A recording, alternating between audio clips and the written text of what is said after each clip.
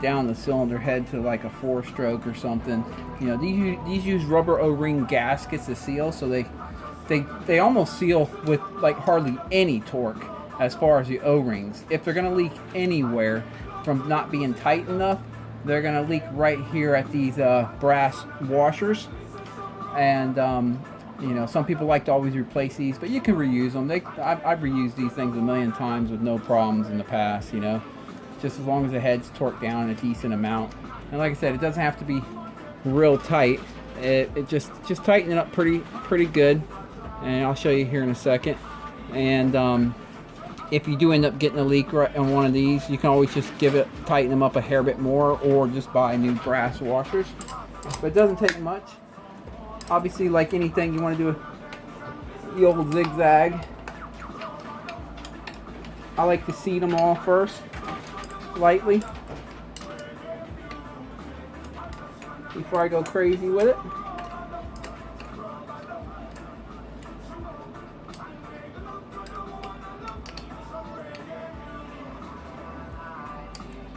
And now I'll go through and I'll just tighten them up like that.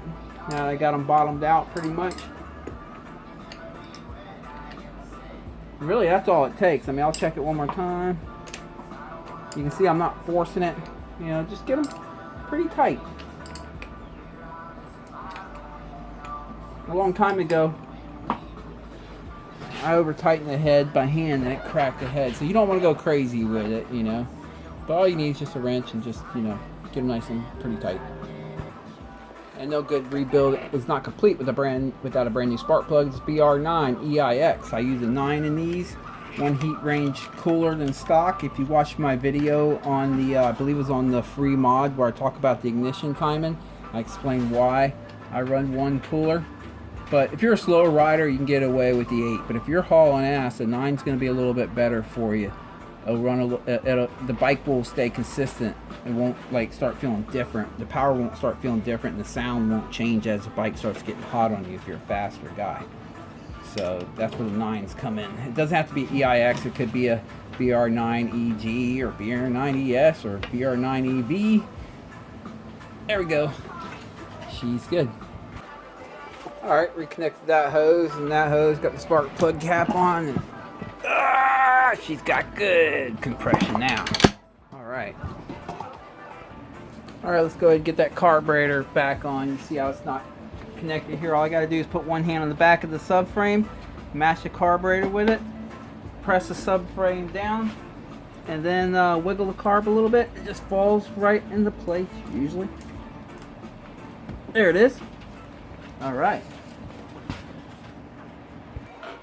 Alright, I just have to cinch down the carburetor real quick. Let me loosen it back up at the boot. Make sure everything is... Alright, you want to line that tab up top here with the rubber tab. And then tighten her down. Alright, pop that neutral switch back in. I already put the little plunger with the spring. I already put that in there on the shift drum. I just need to bolt this down. I did that off camera.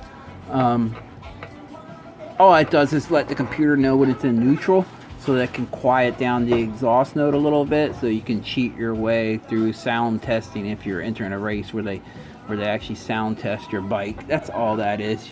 You can get rid of it if you wanted to. But yeah, that's all it does. It doesn't even know when it's in any whatever other gear it's in. It only knows that it's in neutral to quiet it down. It basically just pulls back ignition time and retards the timing.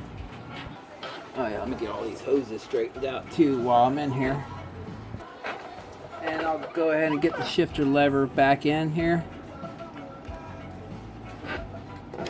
I'm not sure where he wants it, but that looks too high. I'm gonna start there. If he wants to change it, he can.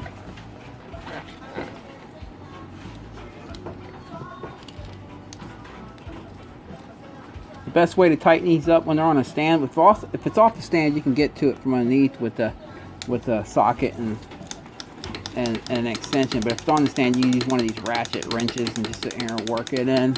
Or if you have a skid plate on it, you'll have to do it like this. Alright, let's get this clutch cable back on before we work on this stator.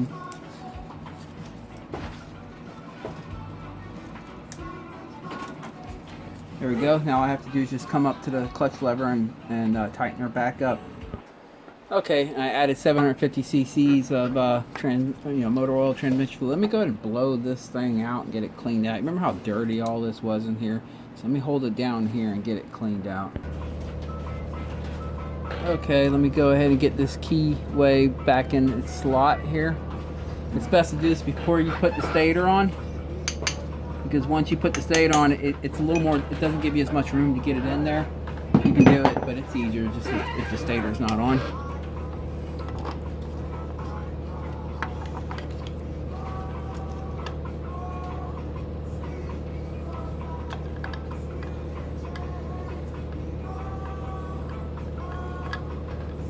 There we go.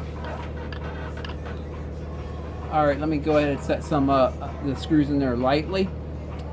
Put a dab of Loctite on them. You don't want them coming loose. Put them in there lightly, and then we're going to adjust the timing dead on and center in. Okay, I have the 3 Phillips in lightly so I can still spin this. You'll notice there is a line going across this right here, right in the middle. And there's no line on the case right here. You want to line these up perfectly, and that's stock for the timing. If you remember at the beginning of the video, I mentioned that some of them coming out, seems a lot of them are coming out a little bit retarded these days. They used to come out perfectly lined on, like in 06 and 07. Somewhere, I'm going to say it was probably 2011 when they went to the lower compression head, they started sending them out with retarded timing. And I think that was to help alleviate, or being able to use just poor quality feel. But if you're looking to get all the power out of it, you definitely want these lined up. You can catch my video on that on YZ250 free mod. Okay, just like I use that impact driver to get these out, I also like to use impact driver to make sure I get them tight enough. Otherwise you risk stripping these things trying to get them tight with just a Phillips. Just give them some taps while you're twisting them in. Get them nice tight. As you've seen, I did put Loctite on them too, a dab. But this stuff you just don't want coming loose while you're out riding the bike. And there she is. Now I'm sure you noticed when I put that keyway in, I had it on the top here. That kind of helps me when I go blind sliding this thing in. There we go. Grab some Loctite for. Alright, slide the washer on. A little tough to get the Loctite up in there, but you can do it.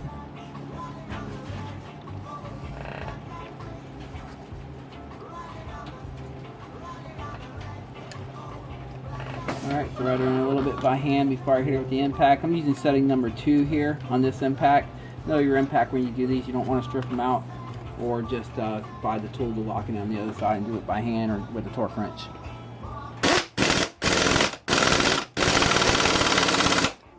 That's good. Okay, I got that cover on. Now I'm gonna get the front sprocket on. This sprocket has truly seen its better days, and I'm going to let him know when he picks the bike up. Man, you just need a new chain and sprocket. Or sprockets. No, the back doesn't look too bad. It's just this front. This thing's just worn out. I bet you it's the OEM sprocket. This bike doesn't have a lot of hours on it, believe it or not. It probably has 40 or 50 hours on it. He just really rides it hard.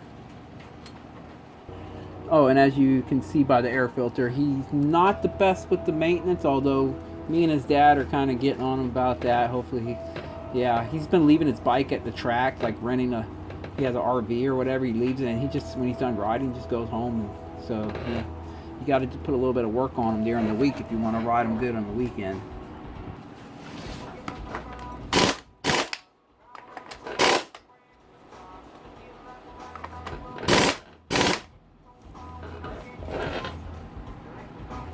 On this bike, this is one of the nuts or bolts I don't use Loctite on, because these things have a tendency to kind of get stuck on their own for a little, So they have these locking tabs that keeps you safe.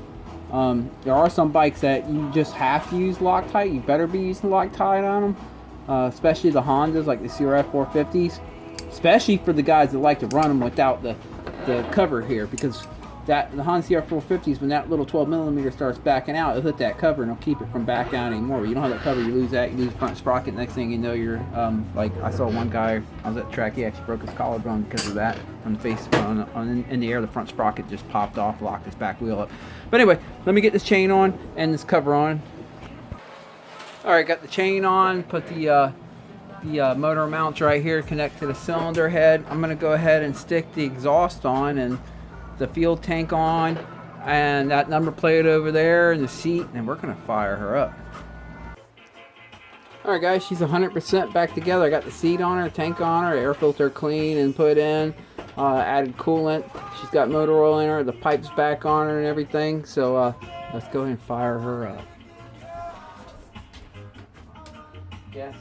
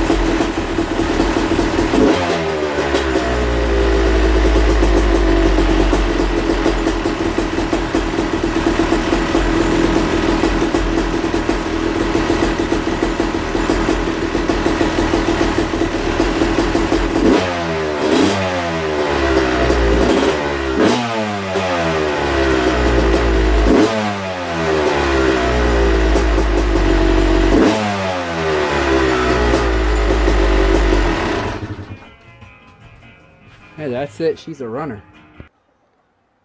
There you go, guys.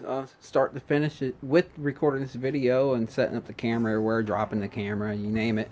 Plus a friend of mine coming by to visit. The jobs took 7 hours because I started at 10 a.m. and it's 5 p.m. now. So I could probably do this job in about 4 or 5 hours if I just hustle straight through it. If you've never done it before, it used to take me 2 days to do a job like this years ago. So it just all depends on, you know, how good you are with your tools and how familiar you are with the equipment. As you see, there's more than one way to skin a cat. You saw I had to backtrack several times, but you know, I just take you along with along on the ride, the way it goes, show you my failures and my mistakes as well as my victories. And this one, she fired right up. This is a victory. So we're gonna give her some heat cycles. I like to give them 3 good heat cycles where I just run them on the stand like you saw me doing a minute ago until the water temperature gets up to the full temperature. Feeling the top of the radiator. When it starts really burning my hand good, I know it's up to temperature. Shut it down, let it cool back down. Give it at least 15 minutes to cool back down and do another heat cycle. Give it good 3 heat cycles, checking for leaks, you know, while you go along. Keep checking for leaks, like water hoses and things of the such, head gasket leaks, you name it.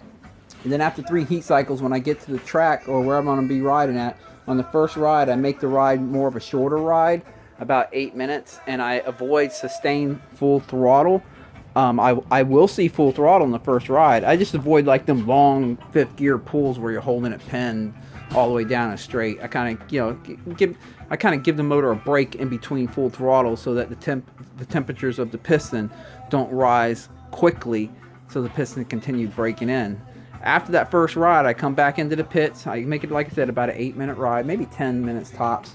I come back into the pit, check for leaks again, let it cool down for 15 more minutes, or however long I'm sitting there in the pit. And after that, I give her hell, no mercy. So I appreciate you guys sitting through this and watching. Yeah, I appreciate you sitting through this and watching. I know these videos are pretty uncut and stuff. I'm going to learn how to start editing some videos and put them together a little bit more cleaner, because I'm going to continue doing this. So if you like this type of stuff, you like just geeking out on anything dirt bike related, go ahead, click like and subscribe, and because I'm just going to keep them coming, about 1 a week.